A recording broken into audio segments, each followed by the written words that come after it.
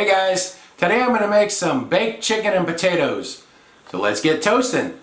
I'm going to use this 10-inch cast iron skillet for this, but you also could use a baking dish if you wanted to do a bigger batch in the big oven. It's just me, so I'm just going to use 2 potatoes, and I've got some chicken thighs here, so I'm going to use 2 chicken thighs, but you can use breasts or legs as well, whatever you want. So first thing I'm going to do is get those potatoes cut up.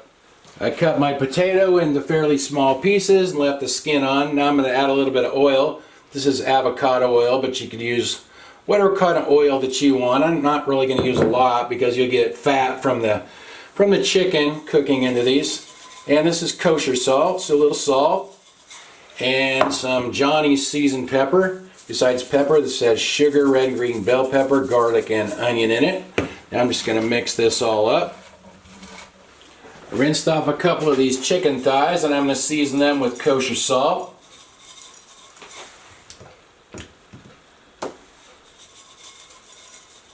Okay, and on the top side I'm going to add a little bit of the rub by the J. Christopher Company.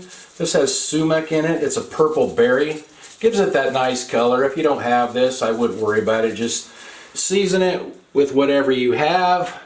But like I said, it gives it some nice color for the video, so use a little bit of that. And now we'll get that into the toaster oven. I set my oven to bake at 450 degrees Fahrenheit.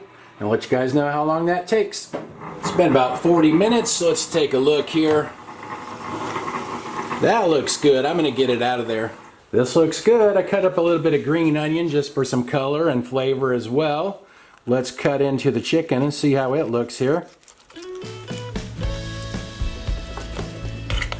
Oh yeah, looks nice and juicy and it's cooked through. Nice. Let's try a bite.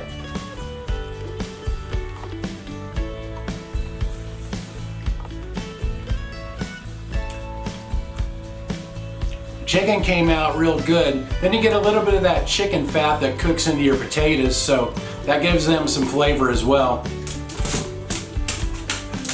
I guess we'll see what Annie thinks. Want to try it, Annie? There you go.